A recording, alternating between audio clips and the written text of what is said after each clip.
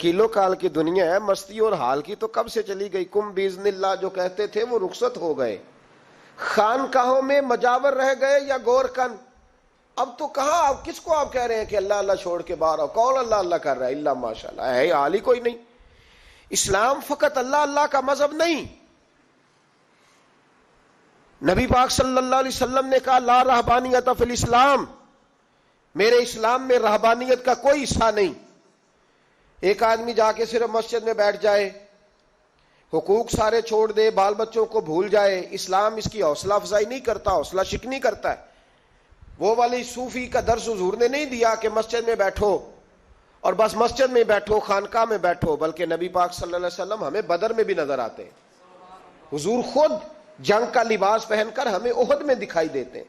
نبی پاک صلی اللہ تعالی وسلم ہمیں خندق کے موقع پر ہاتھ میں کدال پکڑ کر نبی پاک علیہ السلام ہمیں کھدائی کرتے ہوئے نظر آتے ہیں. مسجد نبوی تعمیر ہو رہی ہے تو حضور ہمیں خود اینٹیں اٹھاتے ہوئے دکھائی دیتے ہیں. سارے کام حضور نے کیے ہیں. لیکن میرے بھائی یہ یاد رکھو، اگر بدر میں جانا میرے نبی کی سنت ہے تو غار حرا میں چپ کر کے بیٹھ کے اللہ اللہ کرنا یہ بھی میرے نبی کی سنت ہے صلی اللہ تعالی علیہ وسلم. اگر احد میں، خندق میں، حنین میں، میدان میں رہنا حضور کا طریقہ ہے تو غار ثور میں 3 دن اللہ اللہ کرنا بھی نبی پاک کا ہی طریقہ ہے. اگر سارا دن تبلیغ کرنا حضور کا طریقہ مبارکہ ہے تو ساری رات مصلی پہ کھڑے رہنا. اور صحیح مسلم میں حضرت عائشہ فرماتی ہے کہ قدموں پہ ورم آ جانا یہ بھی تو میرے نبی کا طریقہ ہے نا. تو میرے بھائی اس کو کون اپنائے گا؟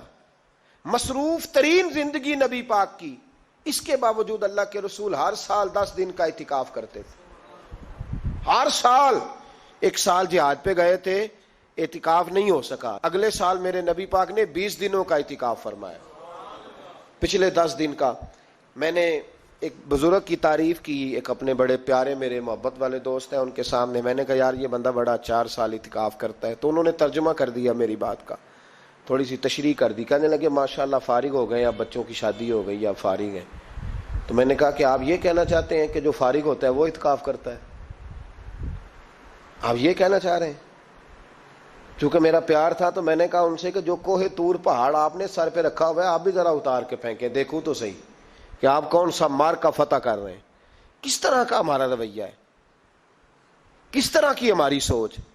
اگر کوئی شخص خیر کا کام کر رہا ہے تو بجائے اس کی حوصلہ کہتے ہیں فارغ ہے، بچوں کی شادی ہو گئی، بچے کام کاج کرتے ہیں اس لیے بیٹھتے ہیں. تو میں نے کہا آپ نے جو پہاڑ اٹھایا وہ بھی ذرا دکھائیں. روٹی آپ بچوں کو دیتے ہیں کہ اللہ دیتا ہے؟ ان کی پرورش کی ذمہ داری آپ کی ہے یا رب کریم کی ہے؟ تو 2 گھڑیاں محنت کرنے کا مطلب یہ ہے کہ تم نے پہاڑ اٹھایا ہوا ہے سر پہ. تو اس طرح کے فلسفہ ہم بیان کرتے ہیں. افسوس یہ ہوتا ہے کہ رمضان المبارک اس میں بھی وہی سیاستیں، وہی خوش گپیاں. میں تو دعا مانگتا رہتا ہوں کہ اللہ روزوں میں کوئی الیکشن نہ آئے. آپ بھی آمین کہہ دیں. ورنہ وہی مصیبتیں، وہی جھوٹ سچ، وہی دروازوں پہ وہی. خدا کا واسطہ بس کر دو، رمضان شریف ہے، ٹھہر جاؤ ذرا. کیا ہو گیا ہے؟ میرے نبی پاک صلی اللہ علیہ وسلم نے فرمایا 11 مہینے جنت سجائی جاتی ہے اور پھر رمضان میں اللہ اپنے بندوں کے لیے جنت کے دروازے کھول دیتا ہے. 1 گھنٹہ پہلے صفائی کرتے ہیں مہمان نے آنا ہو تو 1 گھنٹہ، ورنہ بچے دوبارہ سے پھر چیزیں بکھیر دیں گے. 1 گھنٹہ پہلے صفائی ہوتی ہے، لمبی نہیں. لیکن میرے نبی پاک نے فرمایا رمضان کے لیے رب کریم 11 مہینے جنت کو سجاتا ہے. چھوٹی بات ہے، روزے آ گئے، معمولی حیثیت ہے. ہم لوگ انہی معاملات میں، میں منع کرتا ہوں، ہمیشہ منع کرتا ہوں، آپ کو ہر سال منع کرتا ہوں. میں پابندی سے 1-2 اخبار ڈیلی دیکھتا ہوں. میرا ناشتہ نہیں ہوتا جب تک اخبار نہ ہو، چونکہ بزرگوں کا فتویٰ ہے جمعے کا خطبہ وہ دے جو عالمی حالات سے باخبر ہو. ہم کوئی رسمی تقریر نہیں کرتے کہ لوگوں کو کہیں کہ روزے آ گئے تو کون سا مہینہ چل رہا ہے تو مہینے کے حساب سے خطاب ہو.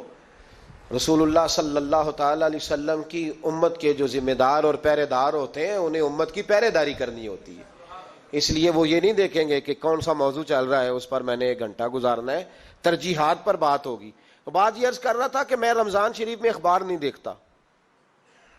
میری اپیل ہے آپ سے کہ آپ رمضان شریف میں نہ رمضان ٹرانسمیشن بھی نہ دیکھیں، ٹی وی پہ خبریں بھی نہ سنیں. سارا سال سنیے خبریں. ہماری خبریں سننے سے ملک میں کیا انقلاب آ گیا ہے. یا وہ جو ہم نے چوک میں کھڑے ہو کے تجزیہ کیا تھا اس سے کتنے لوگ سنور گئے. چھوڑیں، جتنا وقت ملے وہ آ کے مسجد میں بیٹھیں. اللہ کے گھر میں وقت گزاریں، ٹائم دیں. عبادت آپ کو زندہ کرے گی، روحانیت پیدا کرے گی، توانائی آئے گی، خوبصورتی آئے گی آپ کے اندر، آپ زندہ رہیں گے. دنیا داری دلوں کو مردہ کرتی ہے.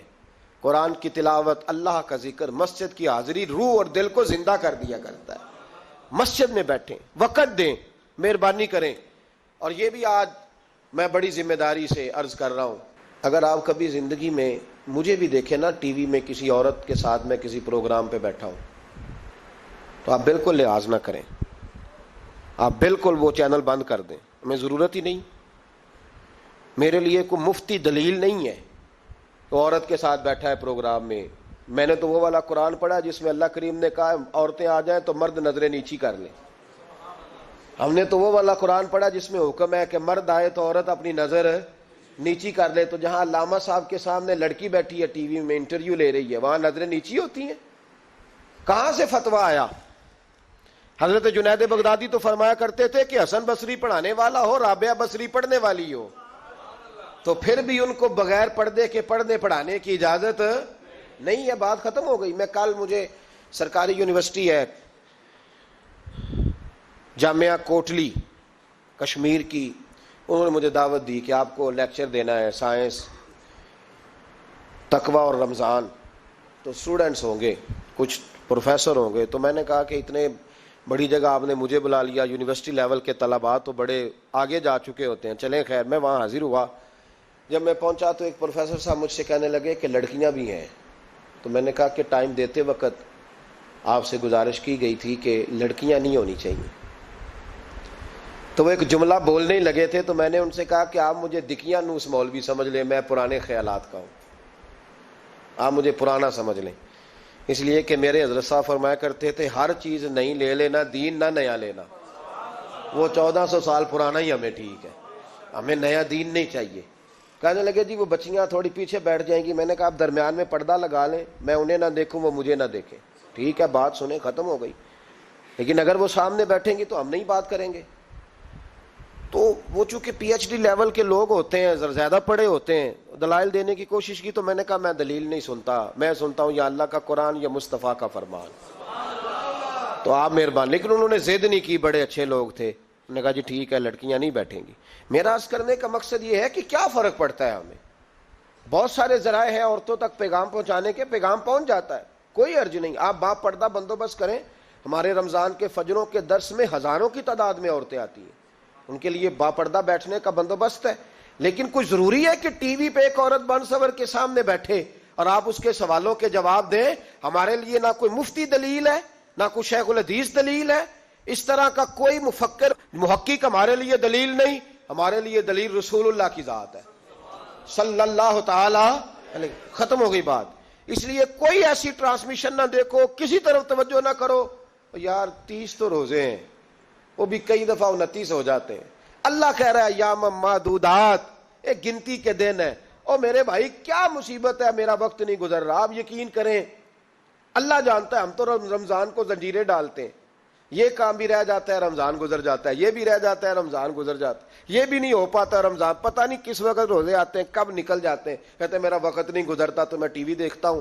قرآن سارا پڑھ لیا ہے، حدیثوں کا مطالعہ ہو گیا، اپنی آخرت کے لیے نفل سارے پڑھ لیے، تسبیحات ساری ہو گئی. جو اب ٹائم نہیں گزرتا تھا تو ٹی وی پہ جا بیٹھے. کدھر چلے گئے ہم؟ علامہ اسماعیل حقی نے حدیث لکھی، حضرت عائشہ صدیقہ رضی اللہ تعالیٰ عنہ فرماتی ہیں، تفسیر روح البیان میں موجود ہے. کہتی ہیں ایک دن حضور اچانک میرے ساتھ آرام فرماتے بستر سے اٹھے نکل گئے. ہمیشہ نبی پاک علیہ السلام کا طریقہ مبارکہ تھا جب رات کو تہجد کے لیے اٹھتے تو کہتے ابو بکر کی بیٹی حق تیرا ہے، وقت تیرا ہے، پر اگر تو اجازت دے تو میں اپنے اللہ کو راضی کر لوں.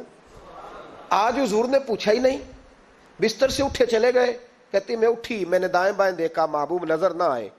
حضور کی تامد استعمال شدہ پڑی تھی، وہ تامد میں نے اٹھا کے اوڑھ لی اور میں نکل گئی حضور کو تلاش کرنے. کہتی ہیں جب میں باہر گئی مسجد نبوی شریف کے ساتھ جنت البقیع کی جانب، نبی پاک سجدے میں تھے. کہتی ہیں میں گئی، تھوڑی دیر کھڑی ہوئی، حضور نے آہٹ سنی تو پوچھا تو کون ہے؟ میں نے کہا میں عائشہ ہوں. تو محبوب نے فرمایا یہ عائشہ کون ہے؟ میں نے کہا یا رسول اللہ میں آپ کی زوجہ. فرمایا زوجہ کیا ہوتی ہے؟ یا رسول اللہ میں ابو بکر کی بیٹی. تو نبی پاک نے فرمایا یہ ابو بکر کون ہے؟ حضرت عائشہ کہتی ہیں میرا کلیجہ پھٹنے کو آیا. میں وہاں سے پریشان حال واپس آئی. جب میں گئی تھی تب بھی ہلکی ہلکی بارش تھی, واپس لوٹی تو پھر بھی ہلکے ہلکے قطرے بارش کے گر رہے تھے. میں آ کے ہامتی کامتی بیٹھ گئی. تھوڑی دیر گزری تو نبی پاک تشریف لے آئے. تو حضور صلی اللہ تعالی علیہ وسلم نے مجھے پریشان دیکھا تو کہا عائشہ کیا ہوا؟ کہا حضور آج وہ ہوا ہے جو کبھی نہیں ہوا. یا رسول اللہ میں پریشان ہو گئی ہوں. حضور عجیب بات ہے, میں گئی ہوں, آپ نے پوچھا کون ہے تو میں نے کہا میں عائشہ. کا عائشہ کون؟ آپ کی زوجہ. فرمایا زوجہ کون؟ ابو بکر کی بیٹی. کا ابو بکر کون؟ اور پھر حضور میں گئی ہوں تو میرے کپڑے بھیگ گئے, آپ آئے ہیں تو کپڑے خشک ہیں, سمجھ نہیں آئی. تو لفظ سنو حدیث کے. نبی پاک نے فرمایا عائشہ لی مع اللہ وقت, میرا اپنے اللہ کے ساتھ ایک وقت ہوتا ہے. کس کے ساتھ؟ آج میرا دوستوں کے ساتھ وقت ہے, آج میرا گھومنے کا وقت ہے, آج میرا خوش گپیوں کا وقت ہے, آج میرا سیاحت کا وقت ہے, آج میرا پکنک کا وقت ہے. میرے نبی پاک نے فرمایا لی مع اللہ وقت, عائشہ میرا اپنے اللہ کے ساتھ, میرا اپنے اللہ کے ساتھ ایک وقت ہوتا ہے. اس وقت نہ وہاں کوئی فرشتہ آ سکتا ہے, نہ کوئی نبی اور مرسل آ سکتا ہے. جب فرشتہ اور نبی نہیں آ سکتے تو عائشہ اور ابو بکر کیسے آ سکتے ہیں؟ تو کہا یا رسول اللہ پھر وہاں ہوتا کون ہے؟ تو حضور فرمانے لگے ایک میں ہوتا ہوں, دوسرا میرا رب ہوتا ہے, تیسرا کوئی موجود نہیں ہوتا. امت کو درس دیا ایک وقت 24 گھنٹوں میں ایسا لایا کر جس میں تو اپنے رب کو دکھڑے سنائے, جس میں تو دعائیں مانگے, جس میں تو عرض و نیاز کرے, جس میں تو اپنے گناہوں کی معافی چاہے. اعلیٰ حضرت کے والد گرامی سے کسی نے پوچھا مولانا نقی علی خان صاحب سے کہ حضرت جی فرعون 500 سال ہی حکومت کر گیا, 500 سال ہی حکومت کر گیا, اللہ کا مقابلہ کرنے والا پکا کافر بے ایمان. تو آپ فرمانے لگے ملا رومی کی وہ کتاب پڑھو مثنوی, جس میں انہوں نے لکھا ہے کہ جب ساری دنیا سو جاتی تھی تو فرعون اٹھ کے مصلے پہ بیٹھتا تھا, کہتا تھا یا اللہ معاف کر دے, رب تو ہی ہے, گناہگار بڑا ہوں پر مہربانی کر. روز معافیاں مانگتا تھا تو رب کریم کی قدرت نے مہلت دی کہ روز توبہ کرتا ہے, چلو ایک دن سچی بھی کاری جائے تو اچھا ہے. اللہ نے مہلت دی. اور میرے بھائی اگر تو روز رات مصلے پہ بیٹھے تو تجھے مہلت ملے, عذاب نہ آئے. اگر تو اپنے رب کے ساتھ تنہائی کرے تو اللہ تجھے مہلت دے, سزا نہ دے. لیکن ہم یہ وقت نکالتے ہی نہیں. اللہ کے ساتھ میت کا ہمارا مزاج ہی نہیں. ترمذی شریف میں نبی پاک علیہ السلام نے فرمایا دنیا داروں کو دکھڑے نہ سنایا کر, مالداروں کے سامنے رونے نہ رویا کر. یہ تجھے کیا دے سکتے ہیں؟ تو اٹھ کے جائے گا تو کہیں گے محنت کرتا نہیں, روز مانگنے آ جاتا ہے. دنیا داروں کو دکھڑے نہ سنا, پر میں دکھ سنا تو اپنے رب کو سنا, اللہ والوں کو سنا, اللہ کے نبی کو سنا. اس سے مراد یہ سارے کہا دکھڑے اپنے رب کو سنا. اگر تو اپنے رب کو دکھڑے سنائے گا تو تھوڑی دیر ضرور ہوگی, لیکن ایک دن ایسا ضرور آئے گا.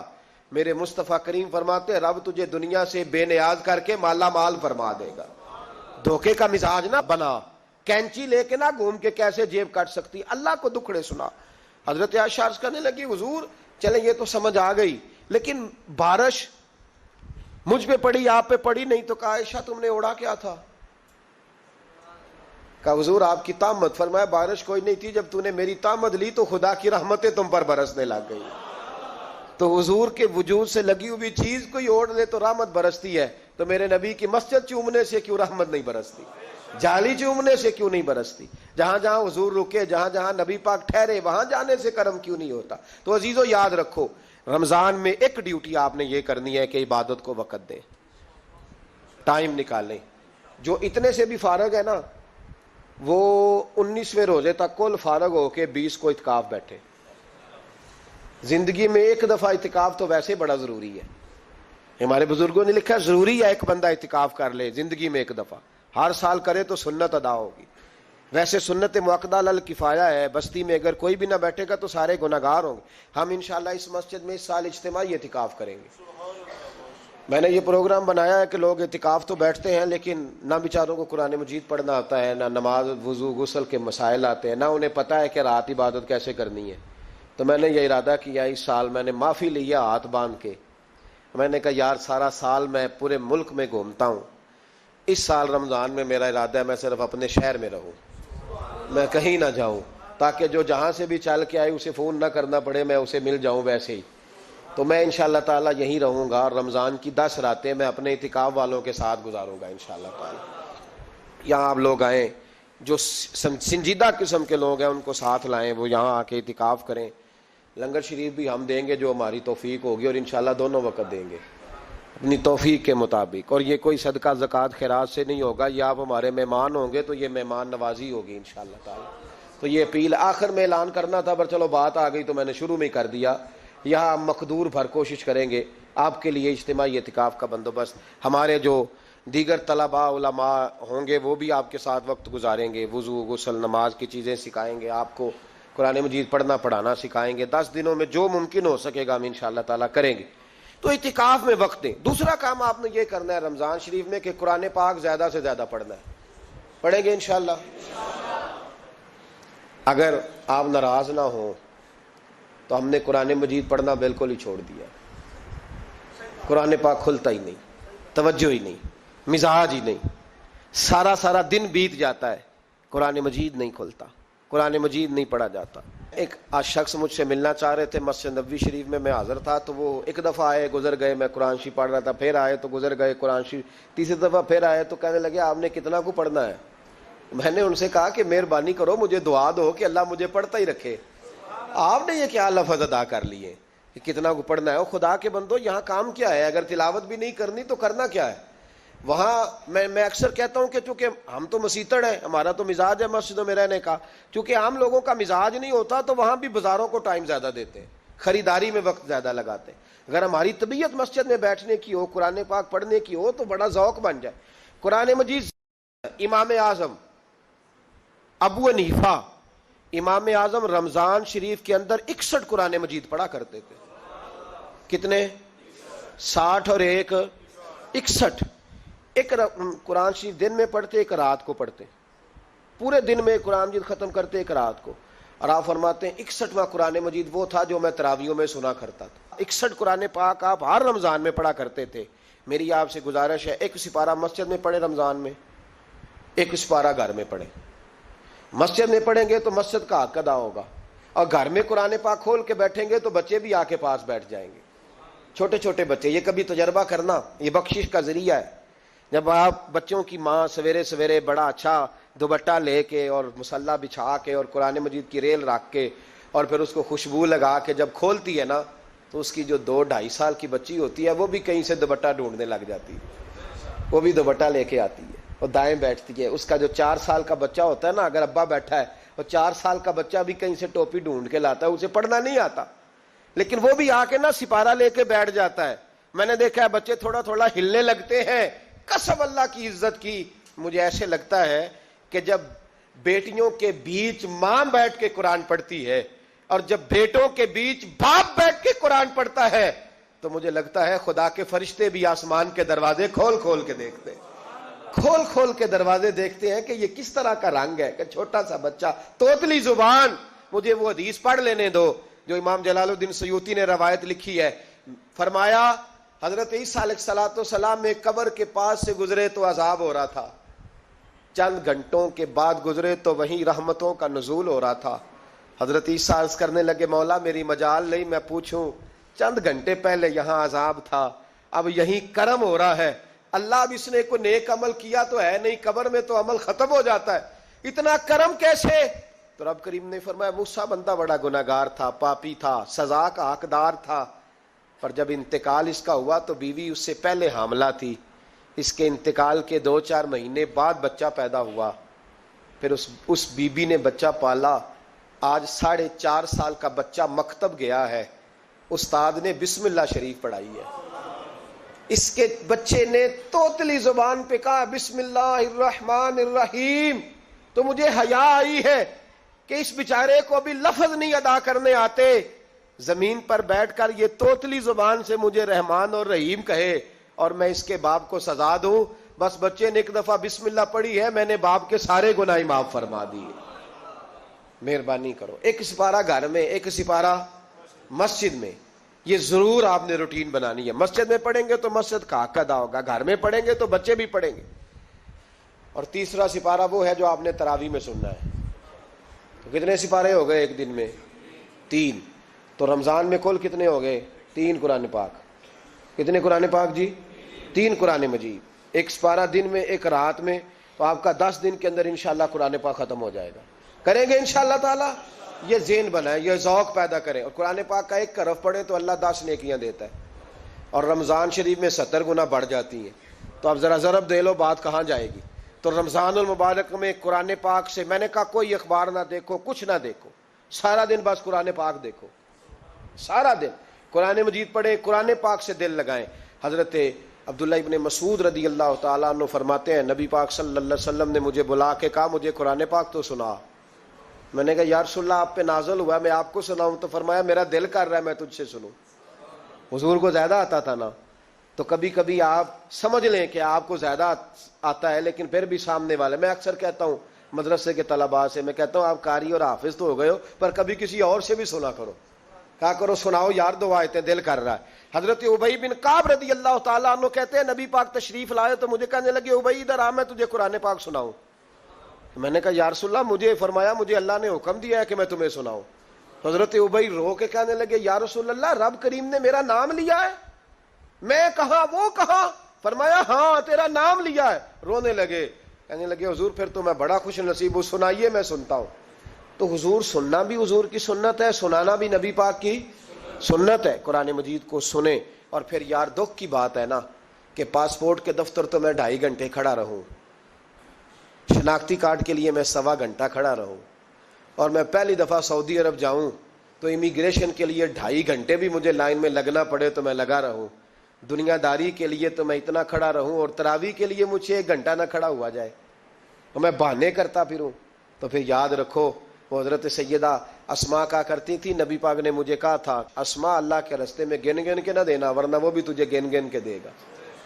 جب ہم رب کریم کو وقت اس طرح دیتے ہیں کہ دنیا داری کے لیے تو ساری ہمارے پاس ہمتیں موجود ہیں, اور تراویح کا وقت آیا تو بہانے ڈھونڈنے لگ گیا. تراویح کا وقت آیا تو وہ جو ہے اس نے شروع کر دی بات کہ جناب میرے فلان جگہ تکلیف ہے اور مجھے بلڈ پریشر ہو جاتا ہے تو پسینہ بڑا آتا ہے. تو اب تو آسانیاں ہی بڑی ہیں. صحابہ کہتے جب ہم مسجد نبی میں نماز پڑھنے جاتے تھے, بارش ہوتی تھی تو مسجد میں پانی کھڑا ہوتا تھا, کیچڑ کھڑا بن جاتا تھا, تو ہم اپنی جھولیوں میں خشک مٹی ڈال کے لے جاتے, اپنی اپنی جگہ بچھا لیتے مٹی, اور پھر ہم نماز پڑھتے تو ہمارے پیشانیوں پر بھی مٹی لگ جاتی. تو ایک صحابی جھاڑ رہے تھے تو نبی پاک نے فرمایا نہ جھاڑ, جب تک چہرے پہ رہے گی فرشتے درود بھیجتے رہیں گے. اب تو ایسی لگے ہوئے مسجد میں, پھر بھی تو تراویح نہیں پڑھتا. تو ایک تو عبادت کو ٹائم دیں, دوسرا قرآن مجید زیادہ سے زیادہ پڑھیں, رمضان میں زیادہ سے زیادہ پڑھیں, مسجدوں میں ٹائم دیں. مجھے دکھ ہوتا ہے جب رمضان میں بھی نماز کے بعد مسجد کو تالا لگتا ہے. اگر ہم سارے آئیں مسجدوں میں, ہم رمضان شریف کے اندر وقت دیں, جس کے پاس ٹائم ہو وہ آ کے بیٹھ جائے, قرآن مجید کھول لے, تو میرا خیال ہے کہ مسجدیں بھی ہمیں دعا دیں گی کہ دیکھو ہر وقت انہوں نے میرے اندر تلاوت کی. ایک اور بات بھی عرض کرنی ہے, یہ مجھے کہا گیا ہے, میری اپنی طرف سے نہیں, یہ مجھے رکا دیا گیا ہے. کہہ دوں پکے نمازی ناراض تو نہیں ہو جائیں گے؟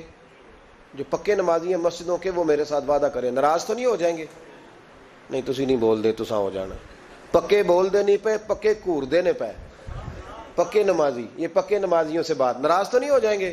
یہ بول کے بتائیں, انشاءاللہ کہیں. کچے نمازیوں کو شکوہ ہے کہ پکے نمازی رمضان میں ہمیں گورتے ہیں, اور رکھے دیے مجھے انہوں نے. کہتے ہیں پکے نمازی, کہنے فصلی بٹیرے آ گئے. یہ زیادتی ہے, یہ ظلم ہے. آپ پکے نمازی ہیں تو مہربانی کریں, آپ وہ جو آپ نے صاف لاٹ کرائی ہے نا اپنے نام پکی, کہ ایتھے میں بھینا روز تو کتوں آ گیا, یہ چھوڑ دیں آپ, مہربانی کریں. یہ اللہ کا گھر ہے, یہ کسی کے نام رجسٹری ہو سکتی. جو آیا ہے نا بیچارہ, چلو کبھی کبھی صحیح, مہربانی کریں اس کو ٹائم دیں, بیٹھنے دیں, کچھ نہیں ہونے لگا. اور جب وہ آئے نا تو دعا کریں, جب اس کو دیکھیں تو کہ یا اللہ یہ آیا ہے تو ہمیشہ آتا ہی رہے, اس کو دعا دیں. مہربانی, بچے شکوہ کرتے ہیں, کہتے ہیں پکے نمازی سانس نہیں لینے دیتے مسجد میں. اور ایک بات اور, یہ حضرت علی کا قول ہے, اس کو دل کی تختی پہ لکھ لینا, دل کی تختی پہ, شیر خدا کی شیروں جیسی باتیں. حضرت مولا علی شیر خدا فرمایا کرتے تھے, وہ نیکی کرنے والا اچھا نہیں جو نیکی کر کے اکڑ جاتا ہے. اور دوسروں کو گناہگار سمجھتا ہے، وہ نیکوکار اچھا نہیں۔ فرمایا کرتے تھے اس سے وہ گناہگار اچھا ہے جو گناہ کر کے کم از کم شرمندہ تو ہوتا ہے نا۔ فرماتے ہیں جو گناہ کر کے شرمندہ ہو وہ زیادہ اچھا ہے اس سے جو نیکی کر کے اکڑ جائے۔ تو تھوڑی سی نیکی کر کے پرہیزگاری کر کے ساری دنیا کو گناہگار سمجھنے لگ جانا، یہ تو بت پیدا کر لیا ہے تو نے اپنے اندر، اس بت کو توڑ دے۔